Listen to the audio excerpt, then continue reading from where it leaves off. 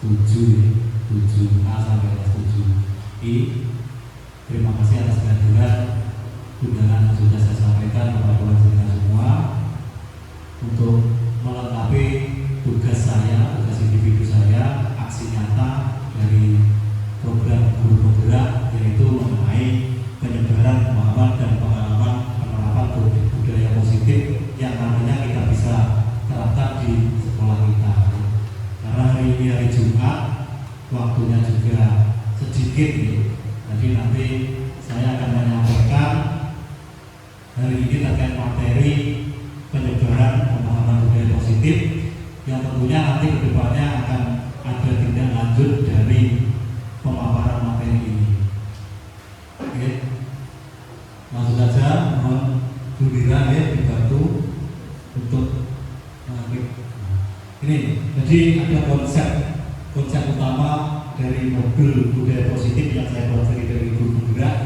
Di antaranya yang pertama itu adalah perubahan paradigma belajar, yang kedua disiplin positif, yang ketiga kebutuhan dasar manusia, yang keempat motivasi perilaku manusia, yang kelima posisi kontrol restitusi, yang keenam keyakinan kelas, dan yang terakhir adalah penerapan segitiga restitusi. Lanjut. Pembelajaran dengan paradigma baru, itu tujuannya adalah pembelajaran dengan paradigma baru itu dirancang berdasarkan prinsip pembelajaran yang berdiferensiasi sehingga setiap siswa belajar sesuai dengan kebutuhan dan tahap perkembangannya untuk mewujudkan profil pelajar Pancasila. Jadi kita sebagai guru itu bisa mengidentifikasi yang pertama, yang kedua penerapan pembelajaran itu sesuai kebutuhan siswa. Jadi kita melihat siswa itu apa yang dibutuhkan. Dengan kita mengetahui apa yang dibutuhkan siswa, kita bisa menerapkan strategi pembelajaran. Lanjut. Nah, ini untuk penerapan untuk menuju profil pelajar Pancasila ada beberapa poin, di antaranya yaitu adalah beriman bertakwa kepada Tuhan Yang Maha Esa dan berakhlak mulia, berkebinekaan global, bergotong royong, kreatif, bernalar kritis, yang tentunya nanti merujuk mandiri, yang merujuk kepada profil pelajar Pancasila. Lanjut.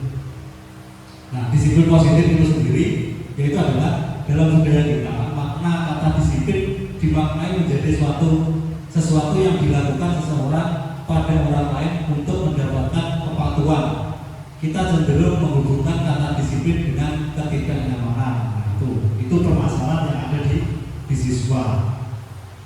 Nah, jadi bagaimana kita mengartikan kata disiplin ini yang siswa itu anggap menjadi disiplin itu merasa tidak nyaman, kita merubah menjadi suatu kenyamanan dan suatu kepatuhan yang harus ditaati oleh siswa.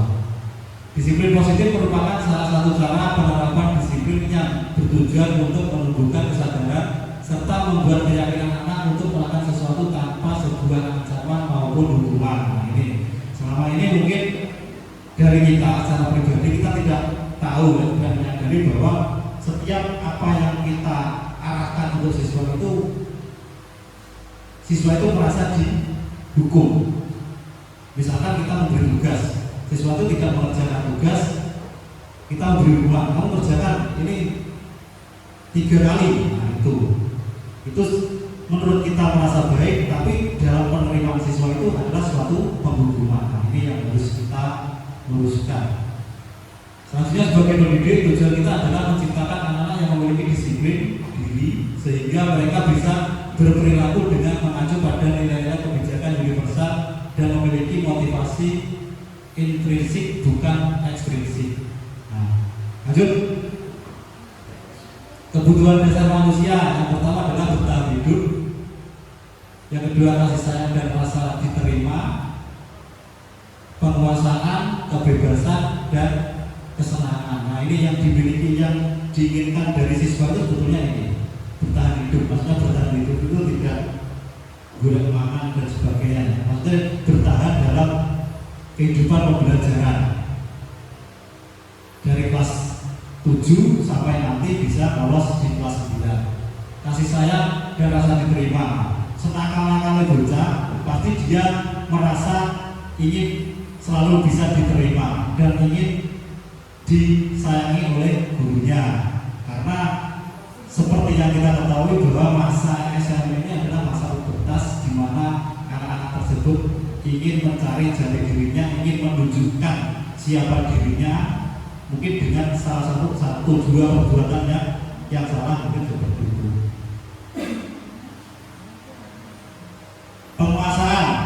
Penguasaan diantaranya adalah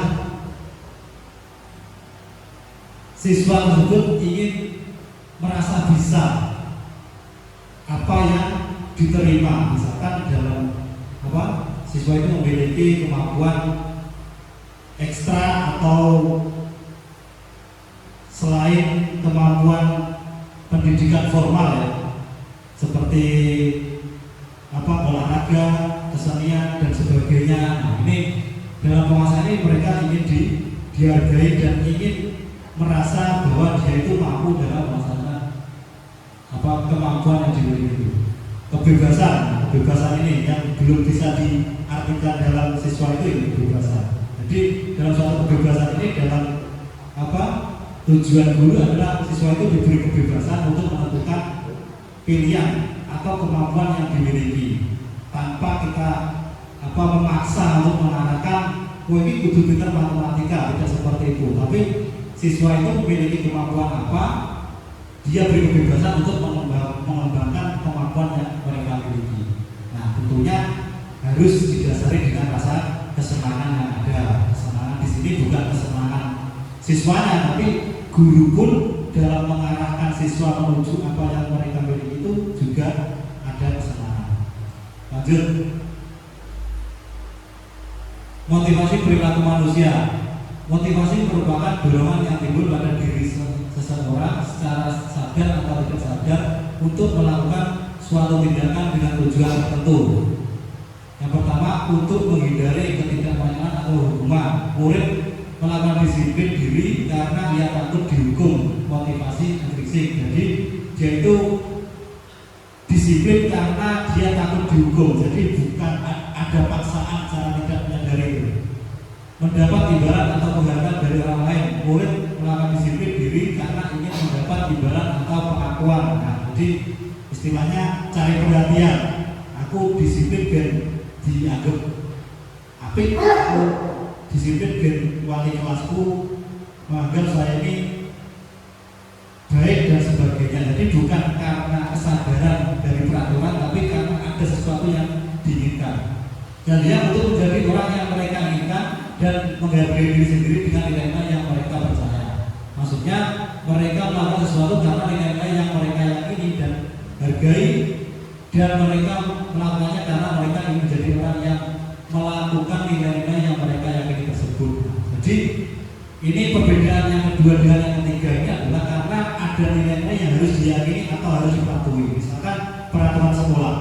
Peraturan sekolah banyak peraturan yang harus ditaati oleh siswa. Nah, siswa ini mau disiplin dan sebagainya karena dia itu sadar bahwa saya sekolah di sini itu harus mengikuti peraturan yang ada, bukan karena sesuatu yang diinginkan biar terlihat A, biar terlihat B dan sebagainya. Tapi karena dia sadar bahwa ada nilai-nilai yang harus kita taati.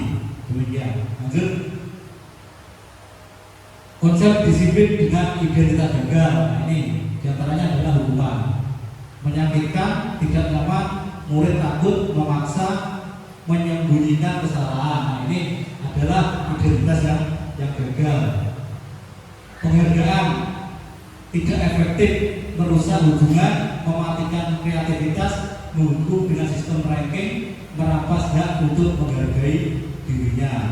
Jadi ini hukuman dan penghargaan itu sebetulnya konsep disiplin yang gagal atau disiplin identitas yang gagal.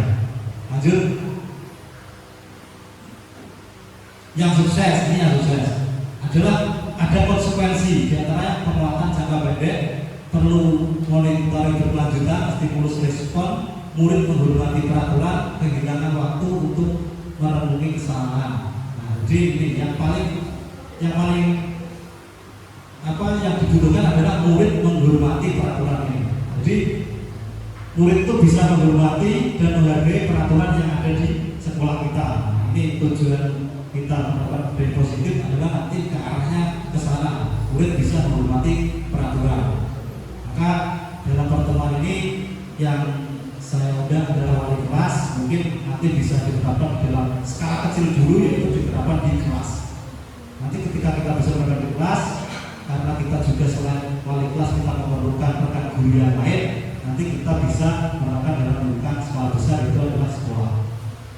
Restitusi, murid bertanggung jawab untuk perilakunya, fokus pada pemecahan masalah jangka panjang, murid menghormati dirinya dan orang lain. Teori kontrol, dirinya memegang kontrol, murid bersemangat atau memperbaiki kesalahan. Nah ini yang lebih ditunjukkan adalah teori kontrolnya ini. Kenapa? Karena yang bisa mengendalikan dirinya sendiri itu ya adalah orang tersebut, bukan kita. Kita itu hanya sebagai penunjuk arah. Ditunjukkan arah dalam dirinya sendiri tidak bisa mengontrol, maka juga sulit. Nah, maka ini nanti ada materi mengenai restitusi, bagaimana siswa itu bisa diberi tanggung jawab dan bisa diberi kepercayaan untuk bertanggung jawab kepada dirinya sendiri. Lanjut, konsep disiplin atau pendekatan restitusi, sebuah cara penerapan disiplin positif pada murid. Pengertiannya adalah restitusi itu merupakan proses menciptakan kondisi bagi murid untuk memperbaiki kesalahan mereka, sehingga mereka bisa kembali pada kelompok mereka dengan karakter yang lebih kuat. Nah, ini jadi istilahnya kalau di SMP ini sebetulnya merujuk pada bimbingan dan konseling, atau bidang saya konseling. Nah, konseling itu tujuannya sama dengan restitusi, yaitu memberi penguatan bahwa siswa tersebut itu melakukan kesalahan dan tentunya dia tidak akan mengulangi kesalahan yang sama. Artinya ada kesadaran untuk memperbaiki kesalahan.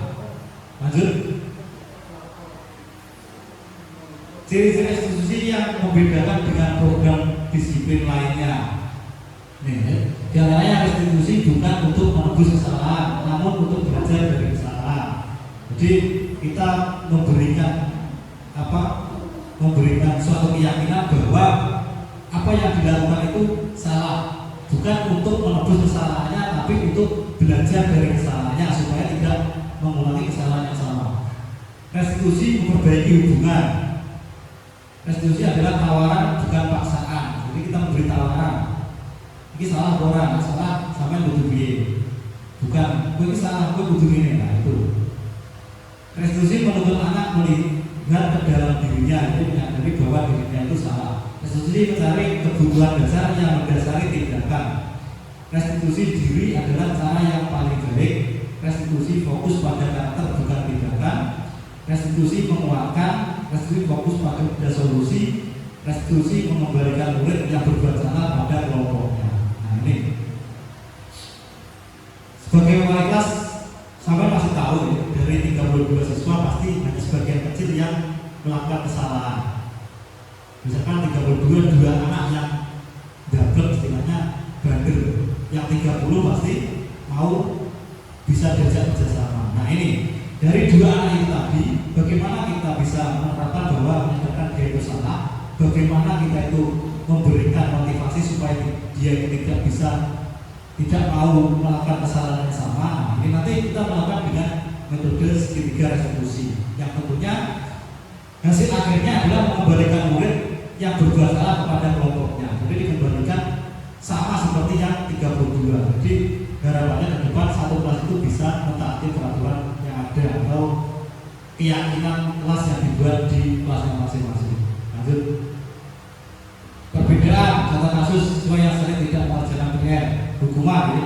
Contoh hukuman, guru menghukum siswa dengan hormat kepada bendera merah putih. Ini contoh hukuman. Guru marah dan murid menjadi takut. Ini. Kalau kita menggunakan konsekuensi, guru memberikan konsekuensi untuk mengerjakan PR saat istirahat atau mengerjakan PR sebanyak 3 kali. Guru tegas dan siswa mentaati peraturan. Kalau restitusi, guru menanyakan keyakinan kelas dirinya dan membantu siswa dalam menyelesaikan masalahnya. Guru terbuka dan siswa menghormati dirinya dan orang lain. Nah, ini jadi guru itu memberikan beberapa pertanyaan, misalkan siswa tidak mengerjakan PR. Kenapa kamu tidak mengerjakan PR? Apa masalahnya? Kenapa kok bisa seperti itu? Kalau kamu tidak mengerjakan PR, itu tandanya kamu menyalahi peraturan atau tidak? Nah, dampak dari menyalahi peraturan itu kamu didapat apa? Nah, siswa itu bisa menjawab dengan pertanyaan kita. Misalkan, saya malas bu, saya karena malam begadang, saya tidak ada waktu untuk belajar. Nah, dampaknya apa? Saya tidak mendapatkan nilai. Kalau tidak mendapatkan nilai, nanti bagaimana? Saya tidak bisa naik kelas. Nah, siswa itu bisa mengerti jalurnya kalau dia itu melakukan suatu kesalahan yang salah. Sehingga kedepannya yaitu siswa itu bisa memperbaiki dari kesalahan yang dilakukan tadi. Lanjut. Posisi kontrol seorang guru itu bisa sebagai penghukum, teman, pembuat merasa bersalah, pemantau atau manajer. Nah ini, jadi yang diharapkan adalah kita itu menjadi manajer. Lanjut. Penghukum, guru seperti ini senantiasa percaya hanya ada satu cara agar pembelajaran bisa berhasil, yaitu cara dia. Nah, ini guru-guru yang berada posisi penghukum akan berkata patuhi aturan saya atau awas, kamu selalu saja salah, selalu pasti selalu yang terakhir selesai. Ini contoh kata-kata dari penghukum. Lanjut. Teman, nah, sebagai teman, guru di posisi teman menggunakan hubungan baik dan humor untuk mempengaruhi suasana orang. Mereka akan berkata, ayo bantulah bimbing bapak ya, ayo ingat tidak bantuan bapak selama ini. Ya sudah, kali ini tidak apa-apa, nanti ibu bantu bereskan. Ini contoh. Lanjut. Kalau membuat bersalah, contoh kata-katanya seperti ini. Ibu sangat kecewa sekali dengan kamu. Berapa kali bapak harus memberitahu kamu ya? Gimana coba kalau orang tua kamu tahu kamu berbuat begini? Lanjut. Pemantau. Nah, pemantau berarti mengawasi. Pada saat kita mengawasi, kita bertanggung jawab atas perilaku orang-orang yang kita awasi. Posisi pemantau berdasarkan pada peraturan-peraturan dan konsekuensi. Dengan menggunakan sanksi atau konsekuensi, kita dapat memisahkan hubungan pribadi kita dengan murid sebagai seseorang yang menjalankan posisi pemantau. Ya, paham ya? Lanjut. Pertanyaan yang diajukan biasanya peraturannya apa? Apa yang akan dilakukan? Sanksi atau konsekuensinya apa? Itu sangat mengandalkan perhitungan catatan dan sebagainya. Lanjut. Manajer, nah ini manajer. Posisi di mana guru berbuat sesuatu bersama dengan murid, mempersilahkan murid mempertanggungjawabkan perilakunya, mendukung murid agar dapat menemukan solusi atas permasalahannya sendiri. Lanjut. Contoh kata-katanya, apa yang kita yakini? Nah ini balik lagi ke keyakinan kelas. Jika kamu perbaiki ini, yang menunjukkan apa tentang dirimu, apa cara kamu untuk memperbaiki ini. Nah tujuannya yaitu adalah menyadarkan siswa supaya siswa tersebut tidak melakukan kesalahan yang sama. Lanjut. Keyakinan sekolah, nah atau keyakinan kelas. Tujuannya guru berperan dalam mewujudkan terbentuknya keyakinan sekolah atau kelas dengan adanya kesepakatan antara guru dengan murid. Yang kedua, keyakinan sekolah atau kelas merupakan pernyataan universal yang mudah diingat, dipahami dan harus diterapkan dalam lingkungan. Jadi ada kesepakatan murid dengan guru untuk merumuskan suatu keyakinan kelas. Itu. Lanjut. Keyakinan kelas atau sekolah. Nah, ini bersifat abstrak. Merupakan pernyataan universal, senantiasa dibuat dalam bentuk positif, hendaknya tidak terlalu banyak sehingga mudah diingat. Supaya itu dapat diterapkan di lingkungan tersebut, semua warga kelas hendaknya berkontribusi, bersedia menjauh kembali. Nah ini tidak usah terlalu banyak-banyak dengan kelas. Yang penting siswa tersebut dapat mengingatnya. Oh, ada 5 poin dari keyakinan kelas, berarti saya harus meyakini itu suatu keyakinan dan saya harus mematuhi itu. Contohnya selalu bersikap positif, percaya dan menghormati orang lain, berkomitmen membantu datang tepat waktu. Ini contohnya. Nah ini yang sudah diterapkan. Saya sudah menunggu ini. Lanjut. Nah segitiga restitusi ini yang terakhir ya. Suatu proses dialog yang dijalankan guru atau orang tua agar dapat menghasilkan murid yang mandiri dan bertanggung jawab. Nah ini tujuannya adalah membuat siswa itu bisa mandiri dan bertanggung jawab atas dirinya sendiri. Lanjut. Nah ini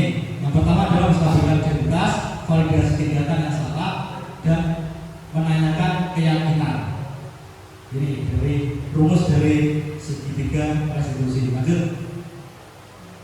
Menstabilkan bicara maksudnya biarkan prinsip membuat kesalahan adalah bagian dan proses pembelajaran, menggeser identitas gagal ke identitas yang sukses. Itu lanjut. Validitas kebijakan semua perilaku memiliki alasan. Jadi apa yang dia lakukan itu pasti ada alasannya. Nah, ini tujuannya kita harus menanyakan alasan tersebut. Maksudnya orang boleh keyakinan. Mulai diberi pertanyaan-pertanyaan bermakna ya, untuk memunculkan motivasi secara intrinsik. Nah, selanjutnya adalah mampu mengaitkan keyakinan dengan tindakan yang salah. Jadi dia bisa mengaitkan keyakinan kelas yang ada dengan tindakan yang dia berbuat. Apakah tindakannya itu sudah sesuai dengan keyakinan kelas atau belum? Kalau belum, tentunya harus ada perubahan dan atas tanggung jawab yang mereka lalui. Ini contoh kasus aku. Nah, ini kasusnya adalah Albertian ini sering datang terlambat karena malamnya dia latihan silat, sehingga dia tidak bisa mengatur waktu dan bangunnya kesiangan sehingga dia sering terlambat. Nah, ini contoh. Putar. Dua. Nah, ini harus gundul ya. Dia harus gundul, harus masuk.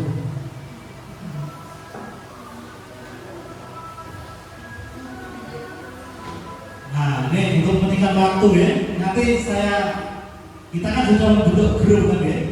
Untuk membentuk grup, nanti saya untuk materi ini saya bergrup dan bagaimana cara menangani ketika ada siswa yang bermasalah, ketika ada siswa yang melanggar keyakinan kelas. Nanti ini untuk meningkat waktu saja. Lanjut. Nah, kasus 2 kemarin yaitu adalah Nur, siswa kelas 8A yang sering menjahili temannya saat di dalam kelas. Lanjut. Ini contoh kasusnya, nanti bagaimana penerapan saya menggunakan segitiga restitusi nanti bisa diterapkan di siswanya masing-masing. Lanjut.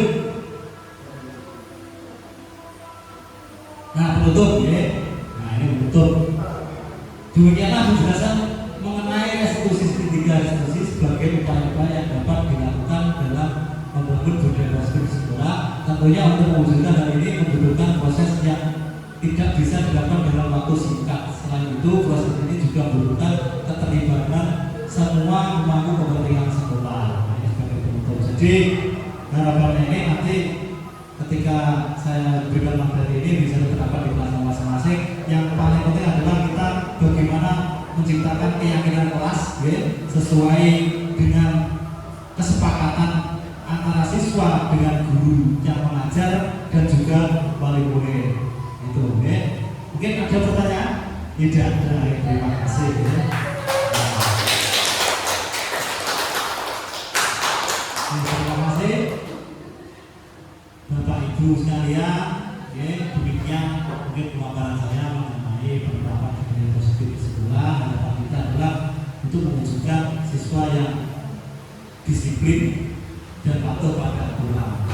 Kita dimulai dari kita sebagai wali kelas, karena maksudnya adalah bapak atau ibu yang ada di sekolah atau perwakilan wali dari anak-anak tersebut. Ya, terima kasih. Nanti kita lanjutkan ya, tidak lanjut dari ini. Monggo nanti ketika ada kendala dalam membuat suatu keyakinan kelas bisa berkoordinasi dengan saya, Bapak Angga Guru Jaya, ya, guru bimbingan konseling, ya, guru sini juga. Saya yakin kalian panjenengan sudah kenal saya, ya, ya, terima kasih atas waktunya. Mohon maaf bahwasan ya. Next time itu untuk pertemuan berikutnya. Demikian yang bisa saya sampaikan mengenai penyebaran budaya positif yang bisa diterapkan di SMP 1 Tanggul. Sekian, wassalamualaikum warahmatullahi wabarakatuh.